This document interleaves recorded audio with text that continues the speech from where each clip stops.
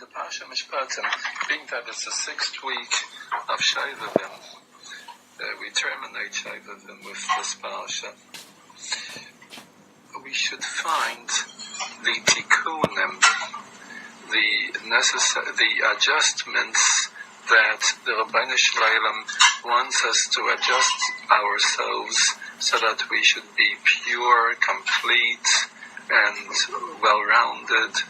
So we should find it all in Mishpatim. To go through the entire set of Mishpatim, that's impossible. So we'll dwell tonight, Yas Hashem, on the beginning of Mishpatim. So,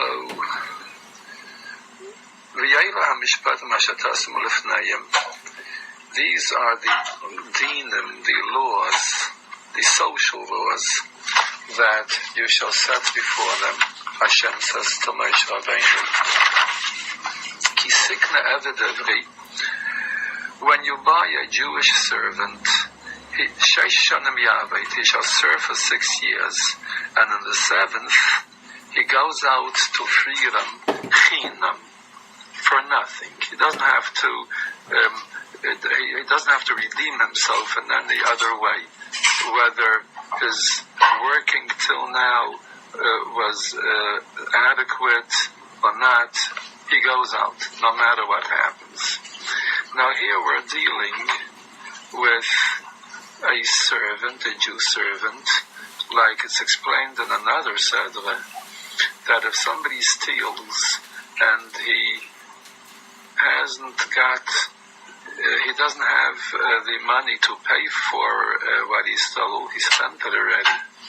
So he has to be sold as a slave, and the money which is acquired through selling him, that should go to pay what he stole. However, if after these 6 years there is still he still didn't repay what he stole, he goes out free nevertheless. And then the Torah tells us, if he comes in himself, he goes out himself. If he comes, that means if he's single, if he's not married, he shall not be married while he is a servant. If he is a husband of a wife, his wife goes out with him, which means that the owner of this slave has to support the family of the slave while he is enslaved by his master. There is a certain provision in the dinim of Avadim which makes us wonder. He is allowed, during his 6-year period of slavery, he is allowed to marry a non-Jewish servant maid who also serves by the same master, and the children will be slaves. Maybe we'll explain that later. If his master gives him a wife, which means a Gentile wife, who is a shifcha, she is a servant maid by the same master, and she bears sons or daughters. So when the time comes for him to go out free, the woman and her children remain by the master, and he goes out himself, because they remain as slaves, but he goes out. And if the slave would say at the end of the 6 years, I have come to love my master and my wife and my children, I don't want to go out free.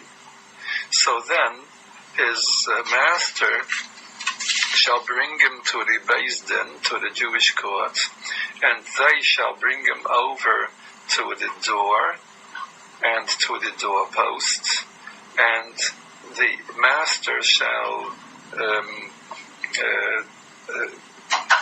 pierce his ears with an oar, and he serves him forever, and he remains there forever. This is the literal translation And it's very peculiar that the Rashbam, one of the Mefarshim of the Torah, really translates it this way: he shall serve forever, which is not like the Gemara darshans it. The Gemara says Vavadei Le'Yayla means he shall serve him until Yayvel, until the 50th year.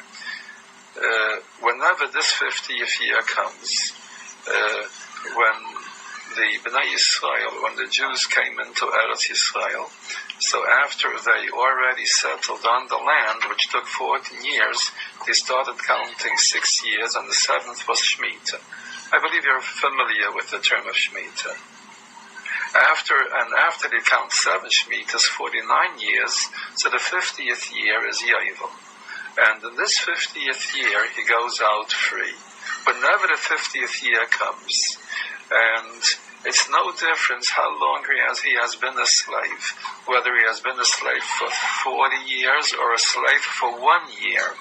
After Yovel, he must go out free, and he has no alternative. If he works for 6 years, and he still wants to remain by his master, because he doesn't want to part from his master, his wife, and the children, he has an alternative to say, I want to remain. But if Yovel comes, he goes out free.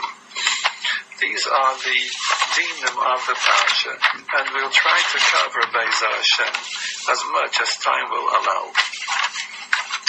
Now, the Zayar begins the parsha this way: V'yayla ha-mishpatim asher tasim lefnayim da raza de gulgula. On this pasuk, the Zayar says, contained in this pasuk, you have the secrets of Gilgal, which makes me feel that we're going to talk about spooky things tonight. And we know, I suppose that every one of you is already familiar with this, that a person can have a long history, much longer than his age. We were here before already. In our generation, even the Ariya Kaddish said it in his generation 400 years ago. In our generations, everybody here is already, everybody in the world already came down several times. And whatever we do not manage to fix up and to complete with one time, we have to come down another time for that. Like we once explained that the Jews in Mitzrayim really were once in Sdaim, and they were in the Dayan HaFlaga, and they were Balamabel, and they were reincarnated and came down again in the Dayan of Mitzrayim, those who went out. And these are Kafshei Rachman, the secrets of HaKadosh Baruch Hu, how he conducts the affairs of the neshamas, to bring them to their shleimus, to their complete wholeness, that they shall be complete without any spiritual limbs missing from them. And by this I mean that every one of the limbs of a person, the 248 Eivarim, the 248 organs of a person, is corresponding to one of the mitzvahs. And so are his gidim, his blood vessels, corresponding to one of the aveiros. And every person is mechuyev to complete himself by doing all these 613 mitzvahs, the 240 mitzvahs asay, and the 365 mitzvahs laisa, the do's and the do-nots. What happens if, now these mitzvahs, these 613 mitzvahs, are important because when the time of Tchias HaMeisim will come, when we're going to get up alive again, so we will only have those organs in our body with which we did mitzvahs. However, if there is something, let's say there's an organ in his body that he didn't do the corresponding mitzvah to that organ, he can't get up Tchias HaMeisim with that organ. He'll be a Baal Mum, he'll be a cripple. So, the Rebbeinu Shalom wants us to be Mikayim all the mitzvahs. And we have to be Mikayim them in 3 phases. Machshava, Dibra, and Mainsa. Thought, speech, and deed. Each one of these 630 mitzvahs, we must be Mikayim with all these 3 phases. That means thinking about the mitzvah, talking about the mitzvah, and these 2 are accomplished by learning Torah, by learning the dinim of the mitzvah, and also doing the mitzvah. There are certain mitzvahs that we can't do, it's impossible to do. Like if somebody's daughter, if somebody's firstborn child is a daughter, he can't be Mikayim Pidyon of them. So because of that, he has to be reincarnated? No. He is, as long as he did what he was able to do, if he can't do it indeed, he should at least learn about the mitzvah and use his mind and his mouth for that mitzvah, machshava and dibur. Then he doesn't have to come down the Gilgal again to complete himself with this mitzvah. However, if it's his pshia, if it's his fault that he didn't do the mitzvah, he'll have to come down again for it. So, that is one of the reasons of Gilgal, and these things are very complicated, and there is no computer, and there will never be any computer in this world which can figure out how the Rebbeinu Shalom manages these affairs of the neshamas. So, in the 6th week of Shaivavim, we learn about Raza de Gulgula, because the purpose of Shaivavim is to do tshuva and come back to the Rebbeinu Shalom. And being that it's the 6th week, the end, this Shabbos is going to be the last day in Shaivavim. So we learn a parsha which deals with Tikkun HaNeshamas, the fulfillment of everybody's mission in this world. So the Zohar HaKadosh says, "V'yayla mishpatim asher tasim lefneihem da raza de Gilgula." This is the side of Gilgal. There is a story which we have Kabbalah, which we have passed down from sources which are reliable. A story. Interestingly, the Chafetz Chaim in the Avos Chesed brings down this story in the name of the Baal Shem Tov. The Baal Shem Tov once came to visit one of his Chassidim. He passed through a city, or maybe it wasn't one of his Chassidim. He passed through a city and he stopped off and visited somebody's house. And this person was a gevir, he was a wealthy man, and he showed the Baal Shem Tov everything he has, his home, his stables, his cattle, whatever he had. So in the stable there was a very special horse. Evidently, this horse was different than other horses, and the Balabayas explained that this horse works as much as 10 other horses do. A very, very special horse. So the Baal Shem Tov says to the owner, to the Balabayas, perhaps you will present this horse to me. I want it as a gift. So the Balabayas says, Rabbi, everything is for you, but this horse I can't give away. I mean, this horse is a very, very special horse, and he works as much as 10 horses do. All right. Then they went into the house, and the Baal Shem Tov says, do you do chesed? Do you do gemilas chasadim? Do you make loans to people when they're in need of money? She says, sure I do. Do you have shtarais? That means, do you have documents which are signed IOUs that they owe you the money? Yes, I do. Could I see those documents?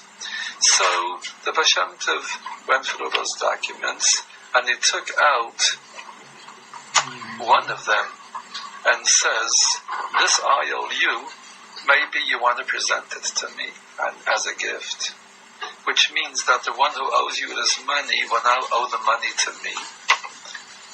So the Baal Abaya says, this isn't worth the paper it's written on, because the lender who signed his name is dead already, and he won't pay this debt. He'll never pay this debt. So Baal Shem Tov says, but I want this anyway. He says, it's yours. Baal Shem Tov takes it and tears it up. In a few moments, the one who was in charge of the stables comes running in and says that very special horse dropped dead. So the owner knew that something is fluky here. First, the Baal Shem Tov wants a horse, now he wants a document, and he tears up the document, and the horse drops dead. And he asks the Baal Shem Tov for an explanation. So he says, the one who made this loan came up Bashamayim in heaven, and he was ready to go into Gan Eden, but he was blocked. If he owes money to somebody, he can't go into Gan Eden. A person is required to pay all his chayvus, pay all his debts, and if you owe money, you can't go into Gan Eden. So they gave him a choice of either going to Gehenna or coming down again in this world and pay his debt, coming down in the form of a horse. And as a horse he shall work for this person and pay his debt through working. So this is the horse. When I saw this horse, I felt so sorry for him, because he has to work and work and work. Who knows how many years he has to work until he pays this debt. So therefore I asked you to present the horse to me. And if it's my horse, then I would send him right up to the Gan Eden. You refused to give me the horse, but you did give me the document which states that he owes you the money. So now he owes me the money. By my tearing it up, it means that I'm meichel him the money, that I am foregoing, and he doesn't have to give me the money anymore. Once I tore up the shtal, the horse dropped dead. He flew up to Gan Eden, where he belongs. So this is a story which we have Kabbalah, and the Chafetz Chaim brings it in the Teiras Chesed. So the Zohar tells us, "V'yeile ha-mishpatim asher tasim lefneihem." These are the mishpatim which you will put before the Jews, and we start with the parasha of Eved Ivri. Now, bear in mind that last week we had the Seder of Yisrael and the parashas of Matan Torah and the Aseres Adibros and a few parashas about a few psukim about how to build a mizbeach, which was necessary then. And immediately the first installment of Torah which we got from Sinai, which was told to Moshe Rabbeinu right after the Aseret Dibros, is the Pasha of Eved Ivri, of this Jewish servant. There are much more important Pashas in the Torah. Why does the Rabbeinu Shalom start off with Eved Ivri, with the Jewish servant, which is not a usual happening?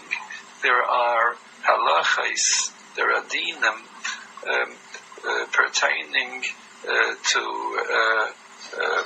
occurrences which are much more usual, which are much more common in our everyday life. How often does a person go out to buy a slave? Still the Torah begins with this. So there must be something very special in here. So this is, the Isaiah wants to say that this is Raza the Gulgula. Everything that we have in this parasha will speak about Tikkunei Nefashos, about completing a person's mission in this world, and whatever he has left uncompleted, he is given a chance to come down again and complete it. Now, everything that we have may contain neshamas in it. Everything we wear, especially everything we eat, may contain neshamas in it. And when we eat a piece of meat from an animal, and we do the proper mitzvahs with it, we make a bracha with kavanah, and we eat it like a Jew should eat, with all the preparations necessary. And so we are giving a tikkun.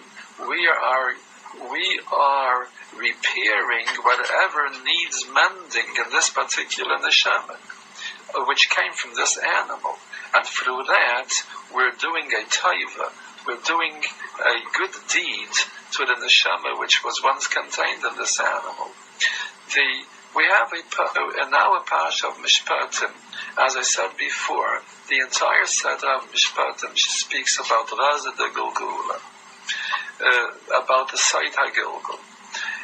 We have, I'll just skip a few inyanim in the parsha and go to the parsha of Shayam, the axe which gores and kills a person. So,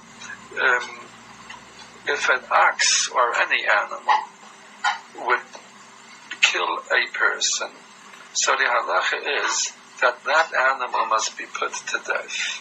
It must be killed. And the Torah says, Sakol Yisakel Hashayam, the ox shall be stoned, and the flesh shall not be eaten.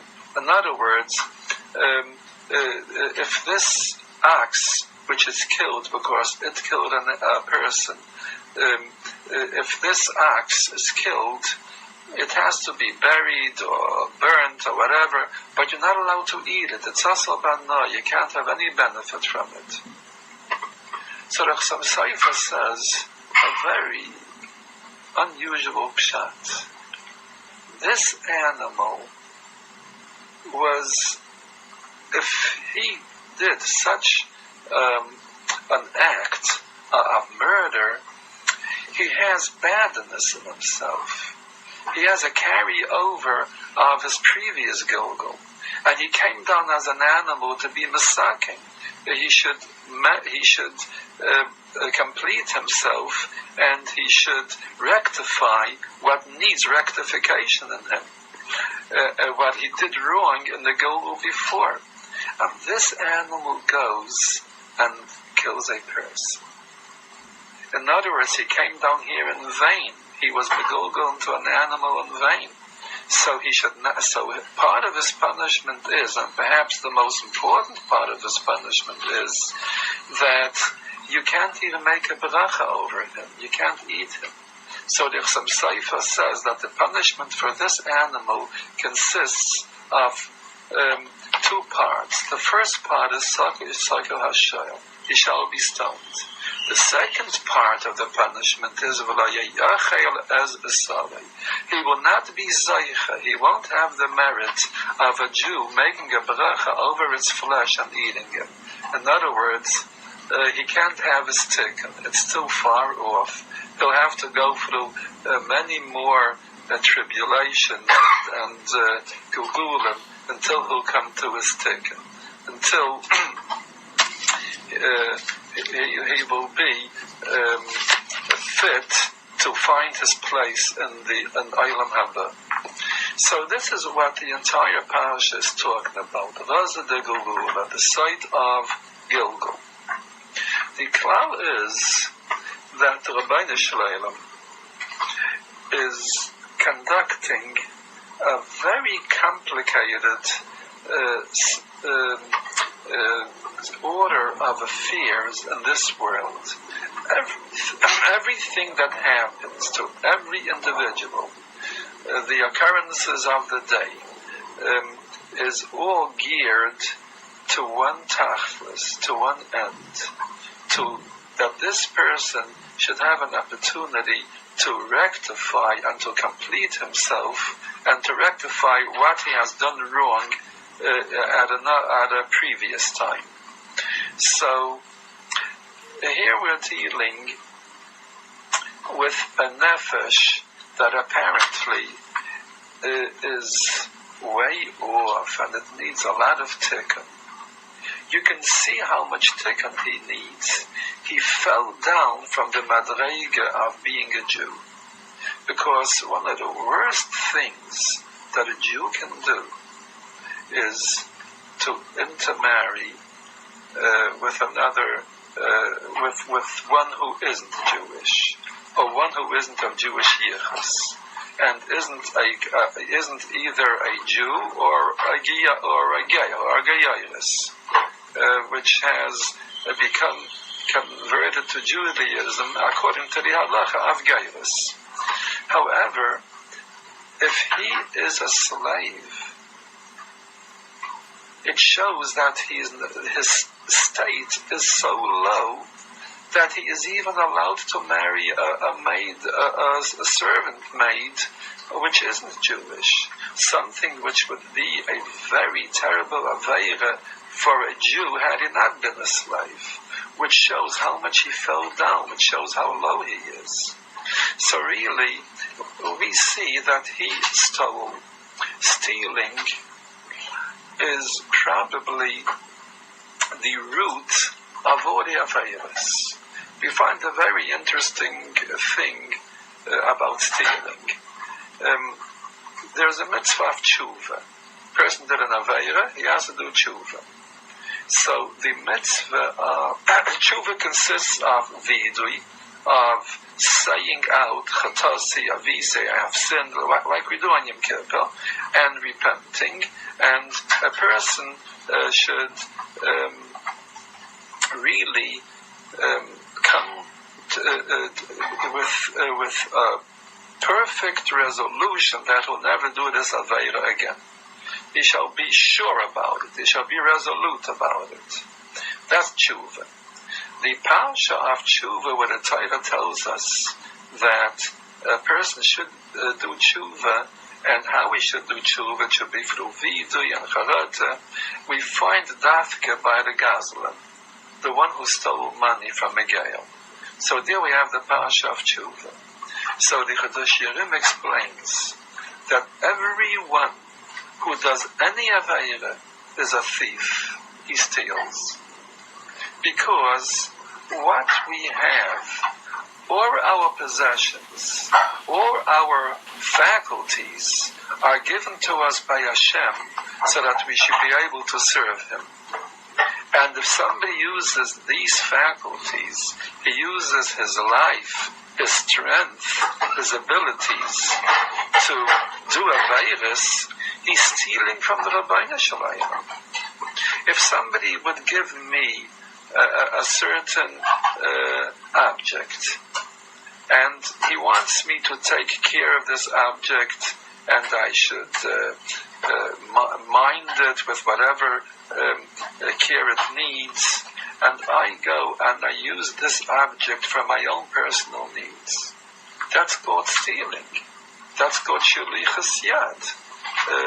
So we are given life and ability and energy and possessions. We are given all this from the Rabbeinu Shalom with a purpose that we should serve Hashem. And if somebody misuses these matanos, these abilities that the Rabbeinu Shalom gives him, and he uses it on the contrary to do aveiros, then he is stealing from Hashem. He's stealing the kaiches, he's stealing the life and the energy and all his abilities and all the faculties that he has. He's using them for himself rather than for the Rabbeinu Shalom, and that's called shlichus yad. So every aveira is compounded with being also the aveira of stealing. So the mitzvah of tshuva and vidui we find by Gezel Hagel, by the thief. So, if this person stole, it means that he did an aveira which actually represents every other aveira that there is. And he falls down into a low state, a state of before Yetzias Mitzrayim. What makes the Jewish nation a nation? The fact that they went out of Mitzrayim. That created them, and that rendered them a nation. The one who steals, and he is so low, he has fallen so low that he isn't even given the opportunity, he hasn't got the means, and the Rabbeinu Shalom doesn't give him the opportunity to rectify this aveira by repaying, and he has to be served, he has to be sold as an eved. That means he's putting himself into the pre-Yitzias Mitzrayim position of Klal Yisrael, as if he never went out of Mitzrayim. In other words, he falls back to the point where Jews weren't a Jewish nation yet. So he is sold as an Eved. So the klal is, in this Sedra, the theme is, La yidach mimenu nidach. No one is ever rejected by the Rabbeinu Shalom. And the Parsha of Eved Ivri will teach us that the Rabbeinu Shalom, in the state of affairs of this world, will find, and the Rabbeinu Shalom will produce opportunities to rehabilitate this Jew. He shall go out free. And there's a certain matana, a pearl, which the Rabbeinu Shalom gave to the Jewish nation. That's the Shabbos. The Shabbos, in whichever form it comes. It can come to us as Shabbos. It can come to us as the 7th year of Shemitah, or in other things which are related to Shabbos. So this we find by this Eved Ivri. He has worked for 6 years. He should continue working. He didn't rectify what he was supposed to rectify yet. But the Rabbeinu Shalom says, there is a nekuda, there is a nucleus in every Jew. That nucleus can never ever be tampered with. It can never become, there's a little spark, which is a glow in every Jewish heart, a spark of Judaism, that no matter what you're going to do, but that spark cannot be extinguished. This is the nucleus of Judaism. And this is a nekuda, just a little point. It's a point. A point has no dimensions. You know, if you make a point, it stands for the yud. That's why we're yid, because a yud is just a little point. If you take a point and you will extend it into a line, then already it's a line. And then if you're going to give it angles, it's going to become a certain form. It will have dimensions already. But you start off with a point. A point is nothing. But this point is the nucleus of Judaism, which can never become extinguished. Every Jew has it.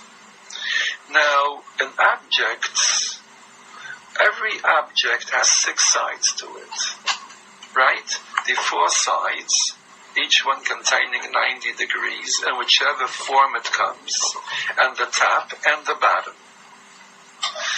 So everything has 6 sides to it.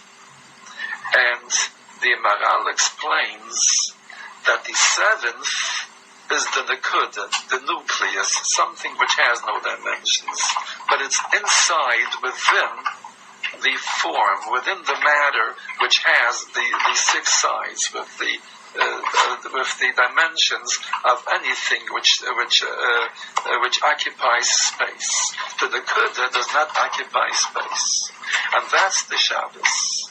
Shabbos means return. That's the translation of the word Shabbos, return. Shabbos, shav, returning.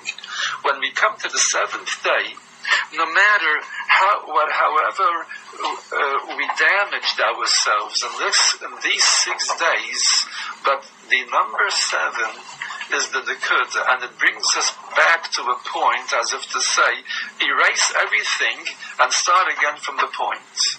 This Shabbos can never become extinguished in every Jew. It may be covered up with sand, with dirt, to a point where you don't, where it's concealed, where you don't see it anymore, but it's there. It's like a pilot light, and when the time comes, everyone sooner or later will uncover this little spark in himself, this nekuda, this pina of Shabbos within himself, and that's going to be his salvation. That's going to bring him back, the Pinas Shabbos, to his return. So this Eved Ivri, who blemished, and he, all these 6 sides of himself, all the dimensions of himself, to a point where he's allowed to marry a Goya, this Eved Ivri, when it comes Shabbos, he has an opportunity. Grasp onto the Shabbos. Hold on to the Shabbos. Shabbos is your savior, is going to save you. The Rabbeinu Shalom gave Shabbos to the Jewish nation. And this Eved Ivri has this 7th year that redeems him from his slavery, and it brings him back to Yetzias Mitzrayim. For what Shabbos? Shabbos is Zeichel Yetzias Mitzrayim. That's why we have Shabbos, and that's what it says in the Aseres Hadibros, in the 2nd Aseres Hadibros. Zachar Hashem Rasyam Shabbos Lekadeshay, v'Zacharta ki Eved Yisa b'Yeretz Mitzrayim, and that's why you should remember that you were a slave in Eretz Mitzrayim, and the Rabbeinu Shalom took you out. Therefore, Al Ken Tzivcha Hashem Elokecha. Therefore, the Rabbeinu Shalom has commanded you to keep Shabbos. Shabbos is Zeichel Yetzias Mitzrayim. This Eved, who has rendered himself as a slave in Mitzrayim, and he has gone backwards to the point of pre-Yetzias Mitzrayim.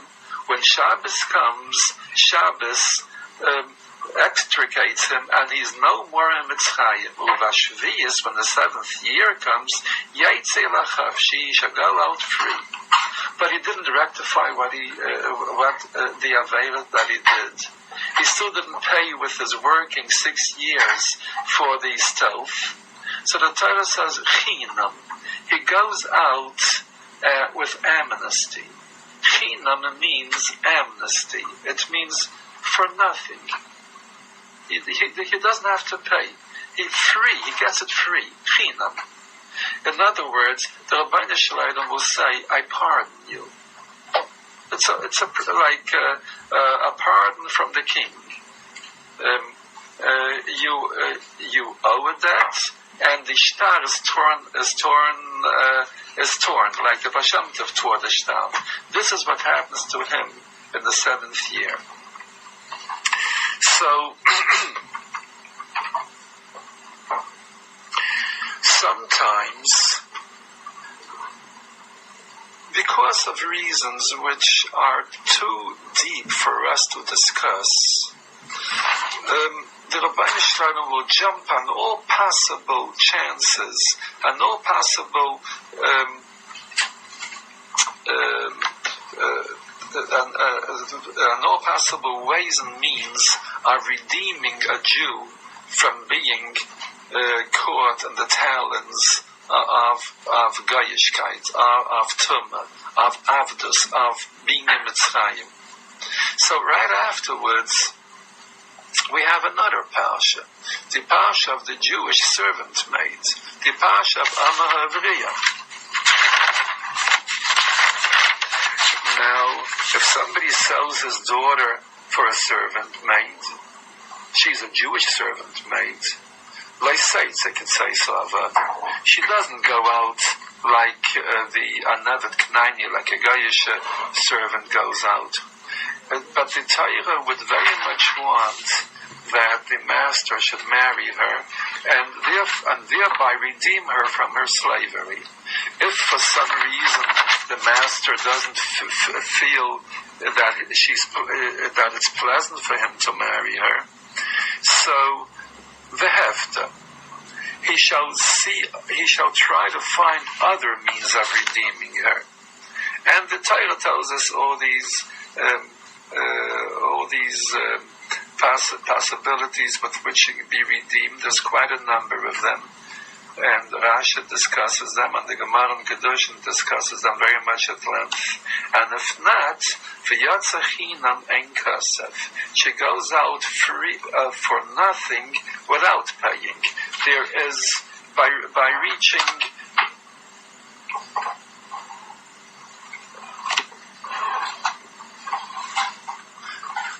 reaching puberty, when she comes to that age, she goes out free. The Amma Havriya, this Jewish servant maid, is symbolic of Klal Yisrael, of a state in Klal Yisrael, and even before Shabbos she can go out. Even before Shabbos. However, so there are some people that their Aveiras brought them to the low madrega of being an Amma Havriya. There are some that are even lower than that, and they're an Avid Ivri. The Avid Ivri has less ways of going out free than the Amma Havriya.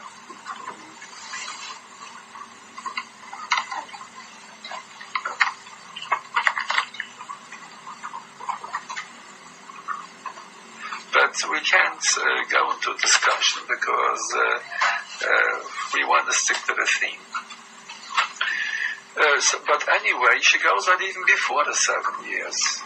If she reaches an age of 12 years, if she becomes 12 years old, while she is serving, she must go out free, even if it isn't Yovel, and even if it isn't 7 years yet. In other words, the Rabbeinu Shalom will bring opportunities, he will cause things to happen that she shall be redeemed. Every Jewish neshama, the Amma Havriya, the Rabbeinu Shalom is looking and searching and trying to provide new ways and new means how a Jew should come to his redemption.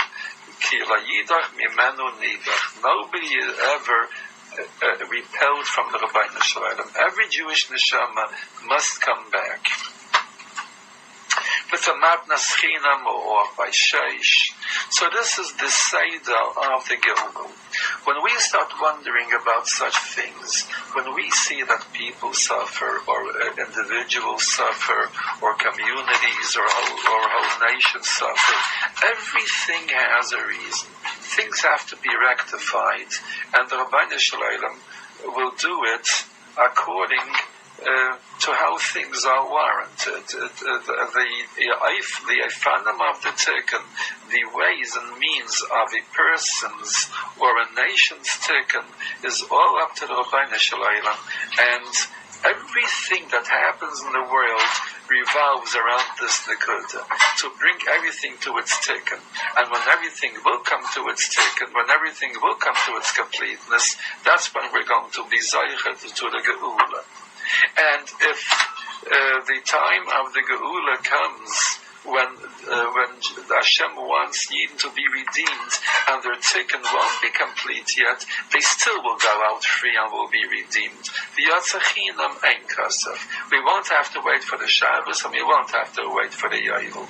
There are provisions that whereby the Eved Ivri or the Am Ivriya goes out in a form of matnas chinam by God's decree that of pardon. So this is what we have in this week's parsha. The Raza de Gulgula. Generally, in the Sadra Mishpatim, we have halachis of Ben Lachveiri, dinim concerning mostly money matters. That's what this Sadra is talking about. One of the Talmidim of the Baal Shem Tov once asked his Rebbe for an explanation in this piece of Zayah. The Zayah says, "Eila mishpatim asher tasim lefnayim," and the titles, and from this pasuk we learn out that there should be dayanim, there should be judges who shall judge the mishpatim, all money, all quarrels, and all that all quarrels that have any shaykhs to money matters shall be brought to the dayanim, and they should paskin according to the way that it's decreed in the Sedra Mishpatim. So, the Gulgula. This is the side of Gilgul. So he asked the Baal Shem Tov, what's pshat in the Zayah? What does the Zayah mean by that? So the Baal Shem Tov told them, tomorrow morning, go up on top of that mountain, and you will find a little cave over there in the mountain, where you will be able to conceal yourself and nobody will see you, and look down to the bottom of the mountain and see what happens. And if you're going to see things happening which will stimulate you to shout or to say anything, beware, don't say a word. Let things happen, don't protest, don't shout, don't react. And come back to me at noontime. So this Talmud went up to the top of the mountain and he concealed himself. And he looked down and he saw a certain person passing through on the bottom, riding on a horse.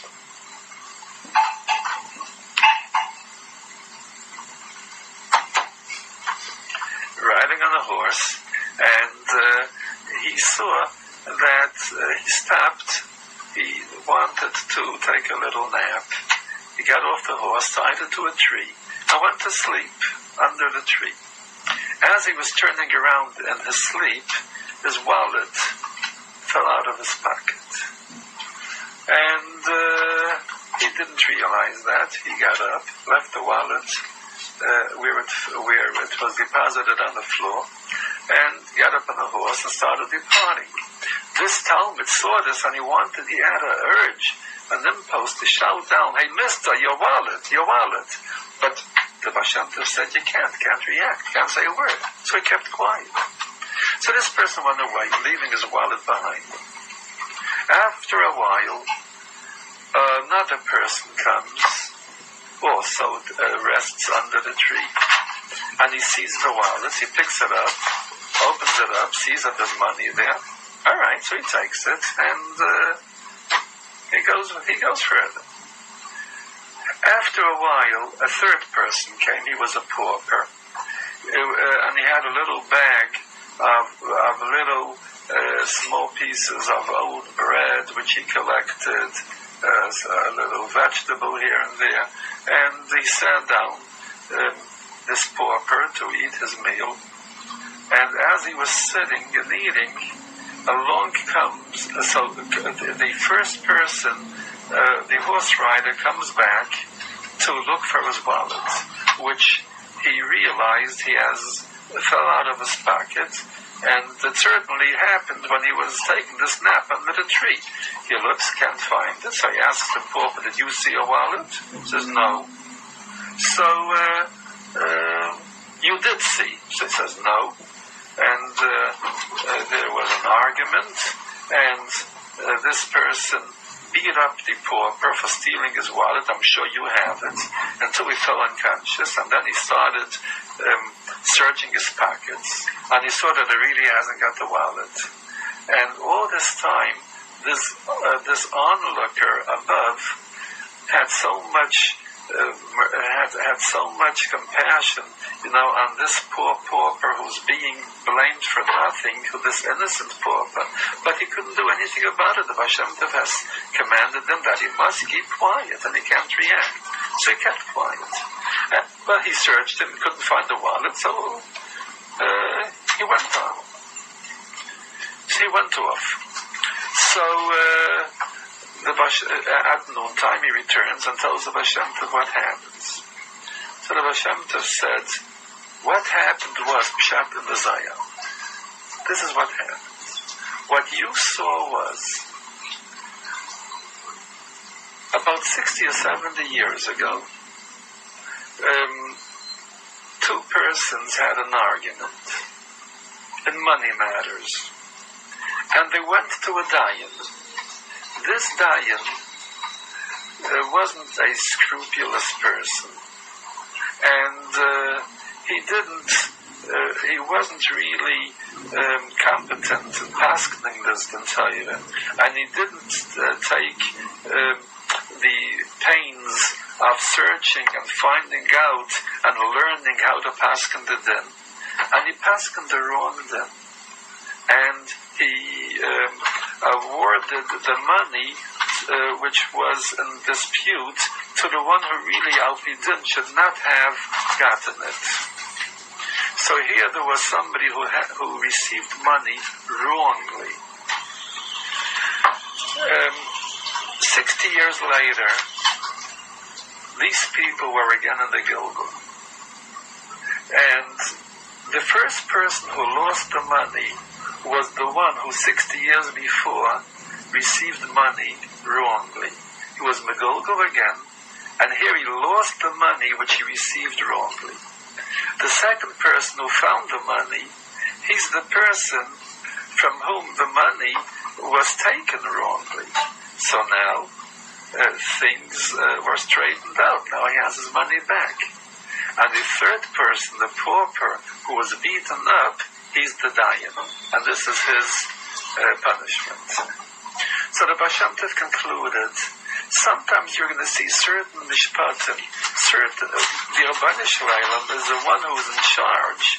He's at the helm, and he directs all the affairs and everything which happens in this world. Sometimes you will see certain things that are happening, and you will wonder, why does this happen? It isn't fair. These are mishpatim of the Rabbanu Shalom. So that's what the Zaya says. Whatever you see happening in the world, there's a reason for it. You may not know all the historical facts of what happened in the past, of what happened 100 years ago, of what happened 1,000 years ago, and more than that yet. Even if the Dayanim paskin according to the Torah, the Chafetz Chaim in the Sefer on Lashon Hara warns a person that when he goes to a Torah, and he should never go out of the Torah and say that the dayan has judged wrongly and that it isn't fair, because you don't know why. Let's say we know that the dayanim if they are honest dayanim, they will never be wrong. They will always paskin according to the way that the Rabbanu Shalom knows that it's rightful and just to paskin that way. Elokim nitza badas keil, bekav elokim yishpait.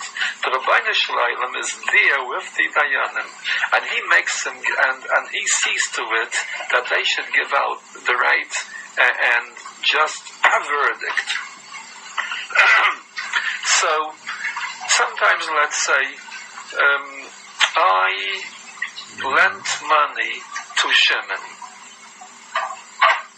but I was careless, and I didn't do it in front of Aedis. There was no witnesses there, and I didn't even ask him for a shtar. I didn't ask him for a document, a signed document that he owes me the money. After a while, I want the money, I ask for it, and Shimon says, I never lent him any money. So I say, I lent you money. You never lent me any money. So I say, come to me to a Dantayra. So we come to a Dantayra, and the Dayanim say, I am the Taveya. I am the one that demands my money back. So I have to produce raya. I have to produce testimony, either by witnesses or by a shtar, by a signed document, that he has borrowed the money from me. I don't have it.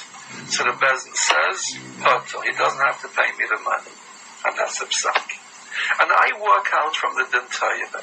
I know the Dayan was wrong. How will I look at this? Now, the Elokim Nisaba Das Kael, the Rabbeinu Shalom is there with the Dayanim. That's the promise that HaKadosh Baruch Hu gave to Avraham Avinu by Vayera Elav Elokim. Sit, and I will stand alongside the Dayanim and see to it that they give out a correct and just verdict. And here I see that I'm sure I can swear that the Dayan was wrong. I know that I lent him the money. So if I would say that to people, the Chafetz Chaim says it's Lashon Hara. I'm not allowed to speak against the Dayanim.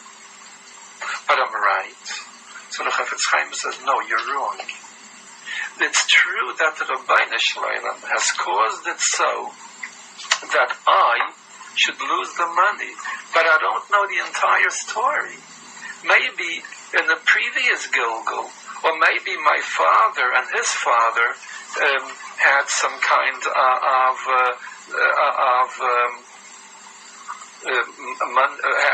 of money matters between them, and something was done wrongly, and now he gets his money back. And that's how these things work. So I'm not justified in saying that the Dayan was wrong. The Dayan pasked exactly how the Rabbeinu Shalom wants him to paskin. So mishpatim ashatasam lefnayim daraza de Gilgula. This is the site of Gilgul. We don't know what's going on. I heard from a very great tzaddik, one of the biggest tzaddik in the world, that what happened at the Holocaust was that it's right before Mashiach. It's very evident that we are at a period in history now, right before Mashiach is coming. All the simanim that Chazal give, which will precede immediately Mashiach, we all see them today. Maybe at another session we'll discuss this more at length. And so he explained that there's a lot of cheshbainis, there's a lot of old accounts that have to be settled. So the Rabbeinu Shalom collected them all into this generation of the Holocaust. And this is where justice was done. And now, afterwards, these people are cleansed, and they're born again, and they will be Zeicha to see Mashiach. At this point, I want to bring up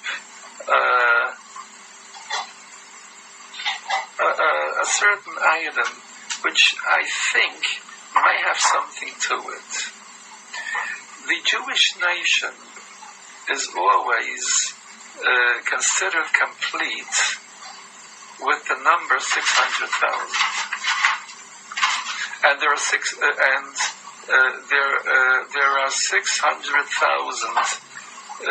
ICAs in the Sefer Torah. Exactly how to compute and find these 600,000 ICAs, that's a discussion in itself. But there are 600,000 ICAs in the Sefer Torah to correspond with the 600,000 neshamas. I don't think that anybody will contest or what I'm saying now. The klal is in Kedusha that everything which has Kedusha in it is multiplied by 10. Now 10 times 600,000 is exactly 6 million, which means that those 6 million of Jews which perished in the Gezeira of the Nazis, Yemach Shmam, they really are the shleimus of Klal Yisrael. Every one of them was representing a certain part of Klal Yisrael. It's as if the Gezeira went through on the entire Klal, even though some were exempt from the actual suffering, the Jews in America and on other continents, but the Jews in Europe, they were the ones that are 10 times 600,000, the shleimus of the minyan, because 10 is always the shleimus, the completeness. So this is all Hazad Gulgula. We don't know what's going on. We, mishpatim Hashem emes, tzadiku yachtav, the mishpatim of Hashem are emes. And in case we see fault in these mishpatim, is because we look at them individually. If we would look at them yachtav, when they're all together and see the entire picture, we would then admit that tzadiku, there is justice there. We don't see the entire picture. We don't know why these 600,000 Jews had to perish in such a tragic way. But if we know the whole story, if we know what they did in previous Gulgula, probably they are responsible for the Churban Beis HaMikdash or whatever. So then the mishpatim would be emes, and tzadku, they would be just yachtav, if we would all see them together. So our tzedra is talking about the Raza de Gulgula, the site of the Bezdin. And the whole tzedra is up to the Dayanim. And the Rabbeinu Shalom conducts the world according to the Dayanim. When the Dayan paskins a din, that din activates Bashamayim, and that's how it's paskins Bashamayim. And the Jewish Dayan, who paskins al pi ha-Torah, because so it says in the Torah, actually is conducting the affairs of the world, because the entire world exists on mishpat, on din. That's the amud on which the world exists. So whatever a Jewish dayan paskins, whether it's in laws concerning money matters or laws concerning isurim, everything that a dayan paskins is registers b'shamayim, and that's how the Rabbeinu Shalom conducts the affairs of the world. And by the Chedushay Torah, the new findings which a Talmud Chacham finds in the Torah, these are the Chedushim with which the Rabbeinu Shalom conducts the Mainsei Bereishis and his Mechadish B'tuvei B'chol Yom Talmud Mainsei Bereishis. Whatever happens in the world happens according to the Chedushay Torah of Klal Yisrael in the Torah. Whatever they learn and they find and they discover in the Torah. There is a story which happened recently, and there are many people who witnessed the story. Yet, at the end of the war, rather the beginning of the war, there was a very great Pesach, one of the greatest of the generation, who lived in Vilna. Probably you heard the name of Chaim Eizog Yodzensky. He was a very big Pesach, probably in his time the most important Pesach by Klal Yisrael. So once somebody comes to him for a bracha, Reb Chaim Oizel, besides that he was a wizard and Torah, was a tzaddik, and people came to him with their troubles. He shall give them a bracha or an advice how to be relieved from whatever trouble was bothering them at that time. So somebody came to him from the doctor's office. The doctor has discovered that he has a certain malady in his lungs, and he gives him no hope. So he came to Reb Chaim Oizel. Now the klal is that an animal which, in order to be kosher, has to be a sound and healthy animal. There are 70 kinds of sicknesses that would render an animal treif. After the shechit, after the slaughtering of the animal, if you would open up and see that something is wrong with its lungs, if the lungs are pierced through, or something is wrong with the heart, or the intestines, or any part of the animal. So we have a whole peirik in Masechta Chulin, the peirik of Eilu Treifes, and the Shulchan Aruch on it, which discusses all these forms of treifes, all these forms of sicknesses, which renders an animal treif. And we also know that an animal which has one of these 70 kinds of sickness can't live 12 months. Because 12 months is a cycle, all the 4 seasons of the year. It can't survive all the changes which go through in the cycle of the year. It can't live 12 months. Treifa einer chaya can't live. So this person came to Reb Chaim Oizel from the doctor's office and said, the doctor said that I have this and this condition affecting my lungs, and he gives me no hope. So Reb Chaim Oizel asked him, he wants a detailed explanation of exactly what's wrong with his lungs. And this person got it for him. So Reb Chaim Oizel said, I have an answer for you that you should live. Move to Eretz Yisrael. Why? Because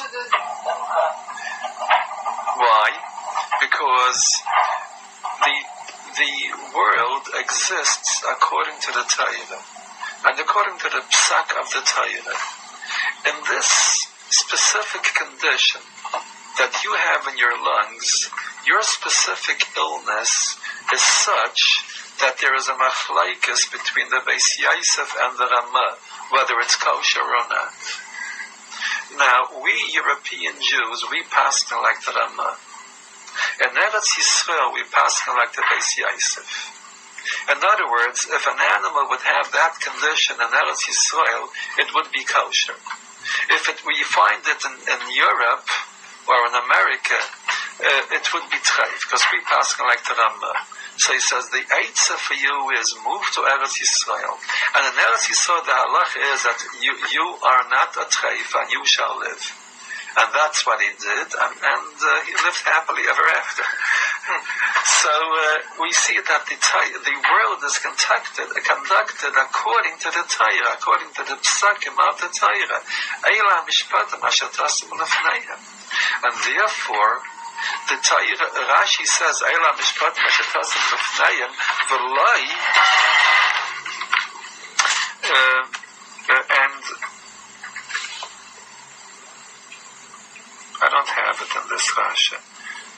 This is a very old Chumash, which was printed in Russia, in the Jatama print. It's a rather very holy print. And it was censored by the Russian government. So so my Rashi hasn't got it. The other Rashi will be. So Rashi says, that you shall not go to the Gentile courts to have your grievances settled. If you have disputes, go to a Jewish dayan. Don't bring your disputes to the Goyish courts, because whoever goes to the Goyish courts makes a chilul Hashem, and is meyake Hashem. He gives kavod. He gives grace to the Avodah Zarah. So the Chassam Sofer explains that corresponding to every Jewish bezdin, there is above, whenever there is a Jewish bezdin sitting and discussing a din Torah and processing a din Torah, so corresponding to them above Bashamayim, there are a bezdin of holy malachim which pass in the same way. And every Goyish court has a court of the Talmudic malachim that belong to the Satan, because there are 70 saram bashemayim, the 70 malachim, that they are the ones who channel down all the shafa, all the bounty, and all the supplies, the spiritual and physical supplies that their specific nation needs. America has its Saba Shemayim, Russia has its Saba Shemayim. These are the Malachim who govern the affairs of this specific nation, Bashemayim. And they are a tribunal there of 70. Whoever goes to the Goyish tribunal, he is judged by the Goyish tribunal above, the Malachim of the Satan. And so therefore you have to go to a Jewish dayanim when there is a dispute. You're not supposed to go to the Goyish court. And whoever goes to the Goyish court, when he can go to the Jewish dayanim, of course, if you ask somebody, if you have a dispute with somebody and he doesn't want to go to the dayanim have to give you a permission to go to the court. But if you don't have that permission, we're not allowed to go to the Goyish court. And the one who does puts himself at the mercy of the malachim of the Satan, who is the Yetzer Hara, who is the Malach HaMavis. And when Rosh Hashanah is going to come, Hashem will say, I will not mishpat you on this Rosh Hashanah. I am going to give over your file to the Goyish courts, to the Goyish Malachim, and woe betide the person that the Goyish Malachim, of the Yetzer Hara and the Malach HaMavis, they mishpat him on Rosh Hashanah, or in the Great Yom Adin, which is after passing away. So he's not going to be judged by the Pamalya Shalmaila, by the Bezdin of Malachim Gedaishim. He's going to be judged by the Goyish courts, who don't have too much of a reputation of loving Jews. So as it's reflected, by the way, their nations beneath love Jews. So therefore, the whole world actually is conducted by the Torah. All the affairs of the world are taken care of by the Torah, and we don't know the whole picture. Mishpatim Hashem, Mishpatim Hashem, Mes Tzadku Yardav. If you see the whole picture, when we have kashas on the Rabbeinu Shalom on how he conducts the affairs of the world, we have to know that we are just like that Talmud. The episodes without knowing that they're related to each other. But if we see the whole picture, Tzadku Yachdav, then everything is tzedek. We're going into the month of Adar. We see in the Gemara, Mishpatim comes right before Adar. We see in the Gemara that the Jews actually blamed Mordechai for the trouble that they had from Haman. Because Mordechai, why did he have to be so from? Why did he have to go looking for trouble by appearing in front of Haman and not kneeling to him? Why did he incite Haman? And then Haman made the Gzeira.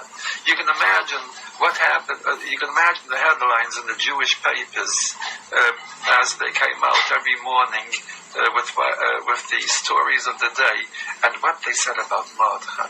That Mordechai is inciting the Goyim against us by not giving the proper homage to Haman, by not kneeling down to him. Mordechai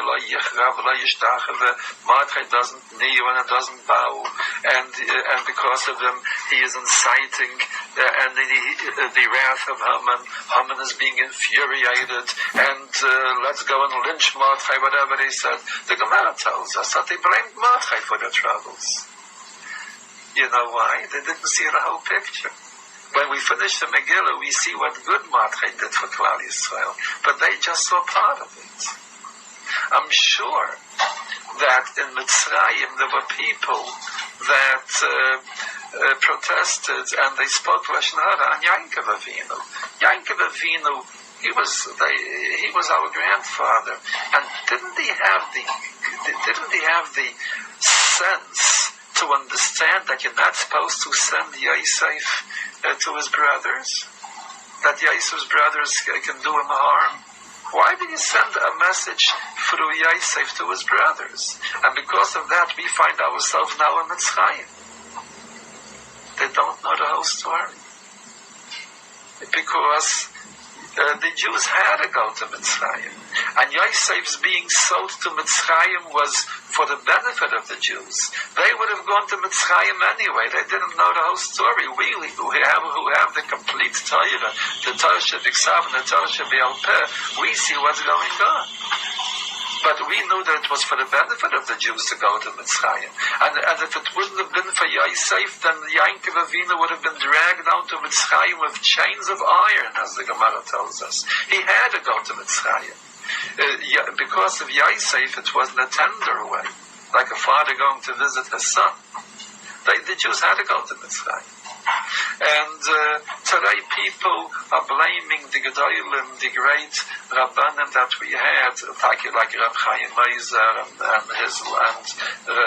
the Chafetz Chaim and the Hasidic Rabbayim in that generation. They blame them why they discouraged you Jews from going to America. Anybody who wanted to go to America, so they were cautioned by the Rabbanim in those days, don't go to America. America is you're going to sink there. You're going to sink in the mud. Because there's no Judaism in America. Stay here. So what happened? They were killed by the Nazis. They weren't encouraged to go to Eretz Yisrael. Now, so what happened? Those people are still going around complaining against those tzaddikim. They don't know the whole story. Shall we be chayshet the Rabbeinu Shalom? Can we point an accusing finger to the Rabbeinu Shalom and say that these 6 million Jews perished because they listened to the Rabbanim, to the Heilige Rabbanim? Things would have been much worse if they wouldn't have listened. These Jews who had to perish there, it was for their good. And if they would have gone to America and become assimilated, like most of the Jews who came to America, well, there's different ways of looking at it. I mean, it was certainly for their taiva to be killed as Jews and reap the benefits of being killed as a Jew, which is the greatest tikkun that can happen to anybody's nefesh, because he's killed only because he's a Jew. Anyway, I am not at this point prepared to explain why and what happened. because we don't see the whole picture. When Mashiach will come, we're going to see the entire picture. And then we're going to say, Mishpatei Hashem emes tzadku yardav. We're going to understand what happened in the 1930s and 40s. So we're going to understand it then when Mashiach will come, just like we understand now what happened in Mitzrayim and what happened in Parasomadai. Now we know the story of Parasomadai and Mitzrayim, but the story of the Holocaust we don't know. We can have theories, but nobody can say for sure exactly why and what happened. But Mishpatei Hashem emes tzadku yardav. If they listened to the Rabbanim and they remained in Europe, anyone who is a Maimon, who believes in Hashem Yisbarach, or a Moshe Avdai, has to believe that if you approach an Adam Gadol, a great tzaddik, who is qualified, and you ask him for advice, and he offers you advice, that advice is as if it comes from heaven. That's the good advice for you. And if you see that it doesn't turn out the way you want it to be, then you don't see the whole picture. If you're going to see the whole picture, you're going to find out that he gave you the correct advice. Mishpatim asher tasum lifneim. The Dayanim are the ones who met out. They're the ones who give the hanhaga. They're the ones. They're the deciding factors of what happens in the world to the individual and to the collective. And if we don't understand, if we see that it doesn't turn out the way we thought it should be, so that's Raza de Gulgula. These are the mystics of Gilgul, something which we cannot understand, something which we can't perceive right now. In due time, a time will come when we're going to understand everything. Until then, we have to turn on our emunah and believe. You've just experienced another Torah class brought to you by TorahAnytime.com.